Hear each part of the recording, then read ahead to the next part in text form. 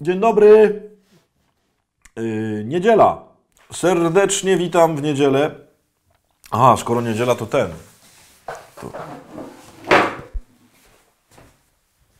Tylko nie ten.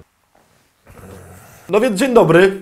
Witamy bardzo serdecznie z Pandzią w niedzielę. Bardzo się cieszymy, że możemy się spotkać. Dzisiaj będzie, myślę, że będzie fajnie. Niedziela. A, zawsze w niedzielę były takie podsumowania, ale chyba nie będzie dzisiaj. W takim sensie, słuchajcie, spotykamy się już, nie wiem, chyba za 6 tygodni chyba się spotykamy. No? Nie, 5. 5 tygodni chyba. 5 tygodni się spotykamy, czyli długo już w ogóle bardzo i w ogóle fajnie, że oglądacie, ale byłoby fajnie, jakbyście znowu tam gdzieś rozsyłali. W ogóle tak myślę, czy by na przykład nie zrobić wydarzenia jeszcze nowego, takiego właśnie, że 5 minutek nowe i że może by żeby rozsyłać. Ale to pomyślimy. W każdym razie jest niedziela i będzie ciekawostka. Dzisiaj nie będzie o zwierzątkach, tylko będzie, o innych zwierzątkach, czyli o ludziach. Moi drodzy, czytałem kiedyś w amerykańskiej prasie bardzo ciekawą historię człowieka, który się nazywa David Bowie. Jest Amerykaninem, oczywiście jakiegoś tam pochodzenia, tak to nazwisko wskazuje, jakiegoś takiego dziwnego. Urodził się w Illinois, na jakiejś farmie w ogóle. Był tam jednym chyba z 6 rodzeństwa. I co było w nim najciekawsze, był dyslektykiem. Myślę, że wiecie, kto to jest dyslektyk. To jest ktoś, kto ma ogromną trudność w czytaniu, w składaniu liter, w ortografii. No ma generalnie problemy z czytaniem, w sensie z rozpoznawaniem tekstu. I u niego to było dosyć mocno posunięte, w takim sensie proste wyrazy jakby potrafił czytać i potrafił składać. Natomiast jakby jakiekolwiek trudniejsze wyrazy, albo takie, których nie znał, których nigdy nie widział, no to ogromne kłopoty. W szkole jakoś mu tam szło, nie jakoś genialnie, no ale jakoś mu tam szło. Bardzo pomagała mu mama. Dlatego, że mama mu po prostu różne rzeczy czytała i on w ten sposób się uczył, że zapamiętywał. Po prostu słuchał bardzo uważnie mamy i zapamiętywał to, co ona mówiła. Jakby nie potrafił tego napisać, czy tam sam sobie przeczytać, tylko dużo pamięciowo jakby zapamiętywał. Potem, kiedy już tam dojrzał, ożenił się i wyjechał ze swoją żoną do Kalifornii, gdzieś tam koło San Francisco mieszkali. Pracował na budowie, w ogóle na tej budowie dosyć dużo pieniędzy zarabiał.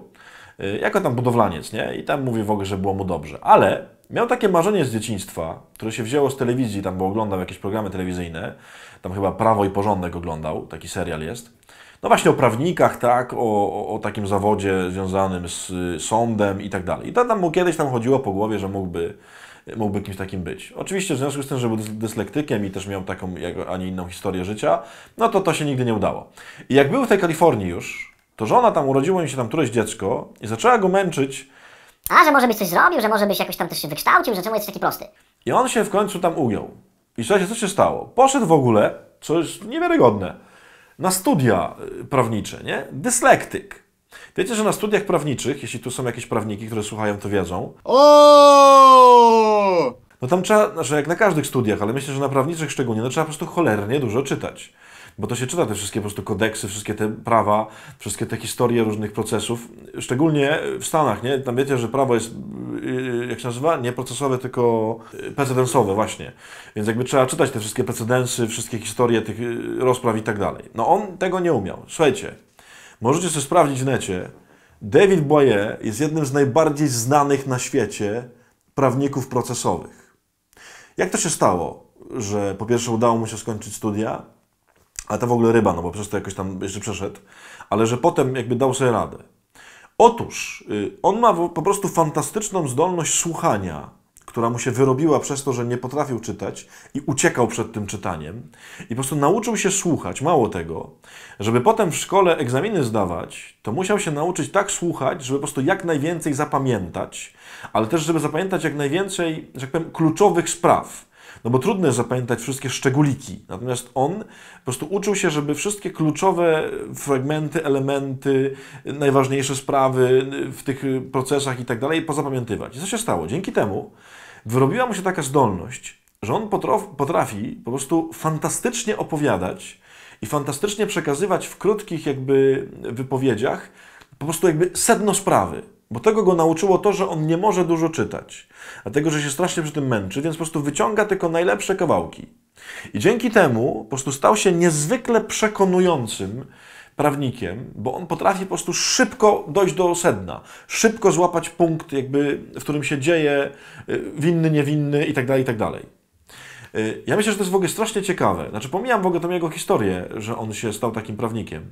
Tylko to pokazuje bardzo ciekawą prawdę, też w takim szukaniu pewnego własnego szczęścia, rozwoju, własnych mocnych stron, talentów i tak dalej.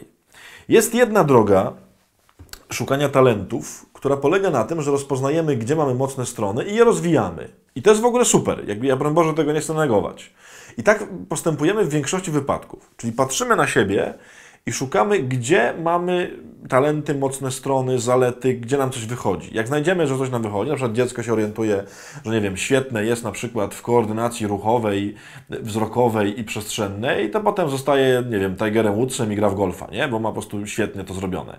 Ćwiczył to potem przez lata i akurat wyrobił sobie taką zdolność. I to rzeczywiście dla większości ludzi jest droga do tego, żeby coś specjalnego osiągnąć. Ale uwaga, istnieje też druga ścieżka, że tak powiem, znajdowania swoich mocnych stron, a wręcz kształtowania ich. Mianowicie, jak doświadczamy gdzieś jakiejś trudności, to bardzo często szukamy jakiejś drogi, żeby te trudności ominąć, nie?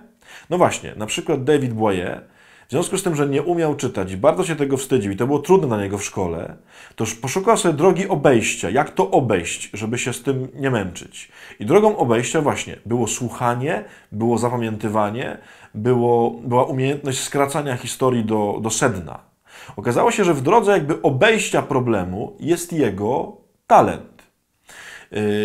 I tak się dzieje w tysiącach przypadków. W sensie ja znam mnóstwo ludzi, którzy znaleźli swoje najlepsze rzeczy, talenty, swoje w ogóle teraz, nie wiem, takie cudowności, nie? Takie swoje mega zalety i cechy.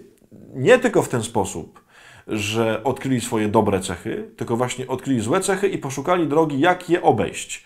I właśnie w tym obejściu bardzo często jest jakaś odpowiedź. Więc może jest tak, że jeżeli trudno Ci rozpoznać swoje dobre strony, trudno Ci znaleźć talenty, tak tu słyszysz może w różnych odcinkach, że na pewno jesteś cudownie stworzony i Pan Bóg Ci złożył świetne rzeczy. A może jest tak, że nie masz ich właśnie i tylko widzisz same trudności. To spróbuj się poprzyglądać, czy może jest coś ukryte, że tak powiem, w drodze obejścia tych trudności. Czyli tam, gdzie próbujesz sobie jakoś poradzić z jakąś trudnością, to właśnie tam coś takiego jest. Trudno mi teraz podawać 160 000 różnych przykładów, bo to u każdego człowieka jest inaczej. Ale ja myślę, że to jest bardzo ciekawa zasada. Czyli właśnie zdolność tam, gdzie rekompensujemy sobie jakiś brak zdolności. Właśnie tam mogą być ukryte zdolności.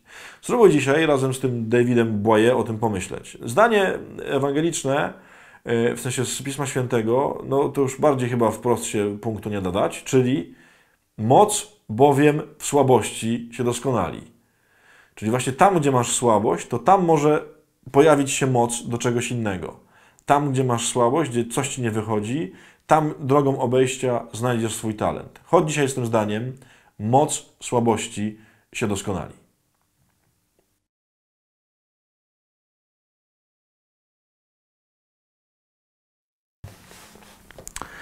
Widzisz, Pandzie, bo tak to jest, no.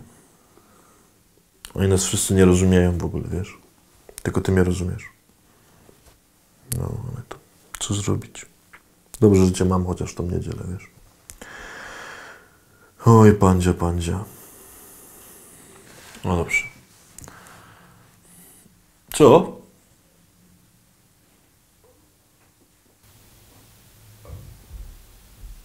Mówiłeś do Miśka. No. Nie mówisz do Miśka nigdy? Nie, Miśka.